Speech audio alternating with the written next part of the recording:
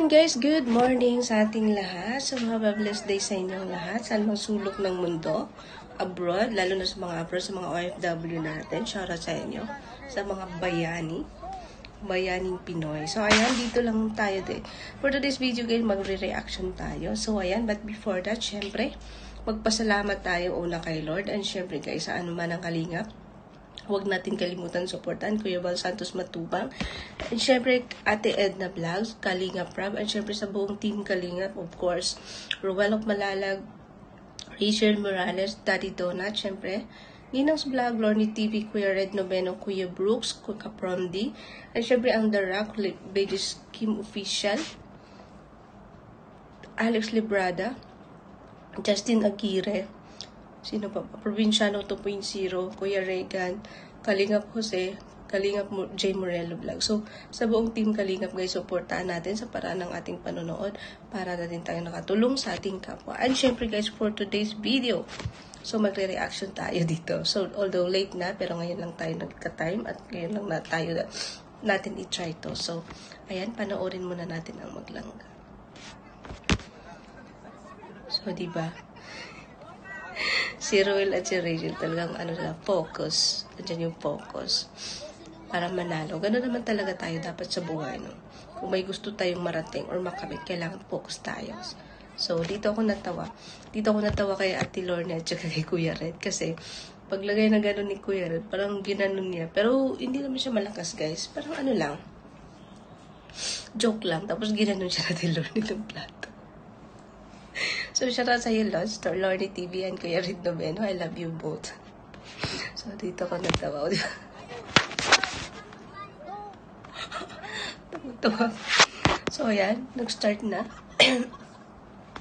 O, diba? Si Ruel lang. Dito ako natawa sa Jopot. So, shout out sa Jopot. Lalo na kay Puti na pinarank ni Provinciano ng cellphone kahapon. So, maraming salamat kay Provinciano sa sponsor niya. So, naawa ako kay Puti. Naawa ako. Shout out sa'yo, Daddy Donna. Sabi ko, galing mo namang mang-prank. Kawawa naman si Puti. Napaka-stricto mo.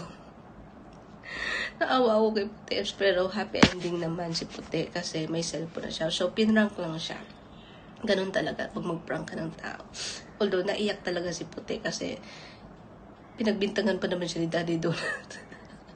So, shout out sa'yo, Daddy Donut. So, ayan, congrats sa'yo, Puti. Deserve mo yan. And syempre, ingatan mo, huwag abuso, lalo na sa pagtulog. Gamitin sa lalo na sa school. Kasi nga, lagi lang daw nang hiram. Pag may kailangan sa mga classmates, ganito. Kasi yan ang uso ngayon.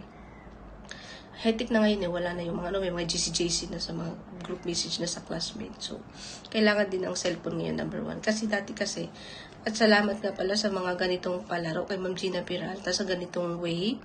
Grabe, pati mga matanda, naging bata, bumalik sa mga nakaraan nila. Kasi ngayon, yung mga palaro ngayon is mga halos nasa cellphone na. Napag-iwanan na yung mga ganitong laro before ng mga kabataan. So, dito, parang nanumbalik lahat, pati tayong nanonood, nanumbalik din tayo. Ang sarap balikan. Tuloy tayo. O, diba? Si Rachel, ang saya-saya ni Rachel, eh. O, diba? Come on. Balik. Si Rachel na naman. Diba, guys, si Rachel, hindi nyo siya makitang OA. May kasi ganyang edad, andyan na yung kaartihan, OA sa mga galaw, ganyan. OA sa pakisama sa mga tao. Pero si Rachel, hindi nyo na siya nakikitang ganyan. Diba? Pakisama siya sa lahat ng flows, go siya. Sa laro, wala kang makitang OA sa kanya. Simple, napakasimple. So, kakaiba talaga si Rachel, ka talaga siya, hahanga ka sa katangian niya.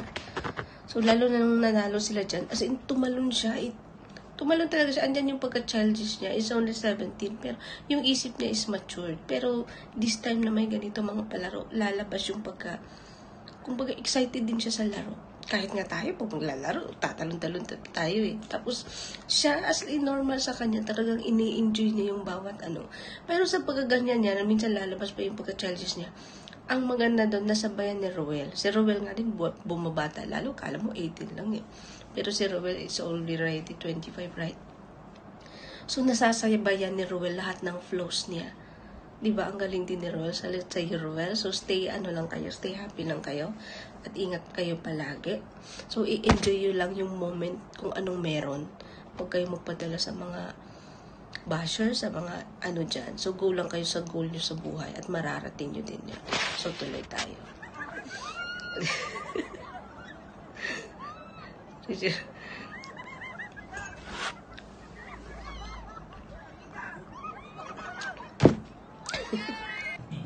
Gagano talaga silang ka. So, dito tayo sa paper dance.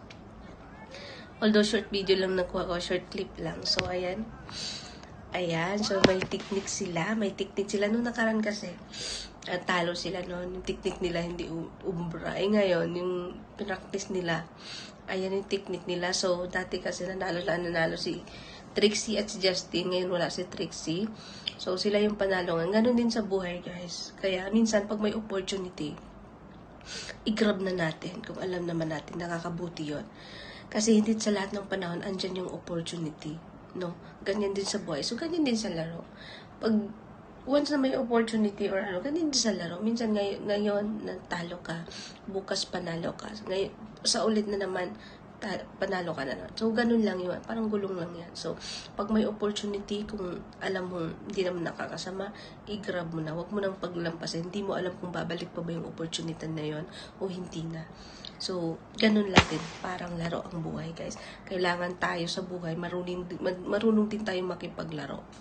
Kasi kung di tayo marunong makipaglaro, talo tayo. Tuloy tayo. Si Kuya rin natin ti Lord. Tuwa ko dito na naman siya. Video ko. Shoutout kay Tilor niya. Ito yung kay Tilor niya kasi nakukuha niya yung mga scene na behind the scene. Ito, nagpa-practice sila dito. So, dito yung sinasabayan siya ni Rowan sa lahat ng flows niya. Andyan lang talaga yung, hindi talaga siya OA. Ang simple ni Rachel. Tingnan niyo. Naka-video ako. O, diba? Andyan pa si Kuya Alex Librada, Professor. Shoutout Kuya Alex. Nagpa-practice na yung dalawa. Nagpa-practice na si Rachel. Ang saya nila pagmasdan, guys. Sasali ka na. Pero hindi nila na yung egg dance. So, ako nang gagawa pag ako sa diet. Silang katong-tong. Diba? Ang sarap nila pagmasal. Pag ganito lang, walang problema, walang issues. Yung happy lang kayo kung anong meron. Pero, may preview. although hindi naman talaga pwede walang problema. Kasi yung problema, yan yung nagpapalakas sa atin. Pwede o, yan. diba? Ang cute nila. Sabi niya, babanag ka. O, diba? Saan ka pa? Sana all ka na lang. Baka man natumba ko. Kahit maraming tao, they don't care. Diba? Ang importante, masaya sila, pinapakita nila kung ano sila.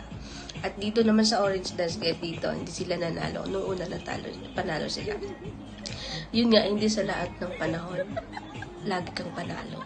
May talaga, may fail sa buhay. Kaya pag may opportunity, grab mo na, huwag mo nang palagpasin. Dito, natalo sila kasi si Ruel hawak talaga dito. Kasi pag nagalaw kasi, simple lang yun, yun sa Tilord niya. Siya Tilord is Kuya Red eh. Parang bumabata din. So, mahirap din yan, guys. Kasi pag nagalaw tong ulo, yung orange. Kaya hawak dito.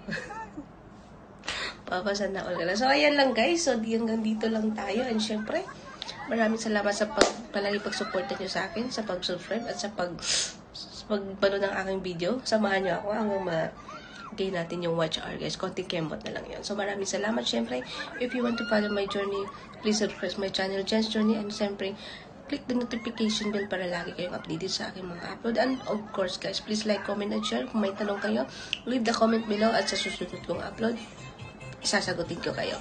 So, dito, may pa dito. Ito na yung natalo na sila. Yung natalo na sila. So, ganun lang mga langga, hindi sa lahat ng panahon, lagi talong tayo sa buhay. No? Ganun lang talaga, challenge yon. So, ito yung remarks ko, tuloy lang kayo sa buhay lang.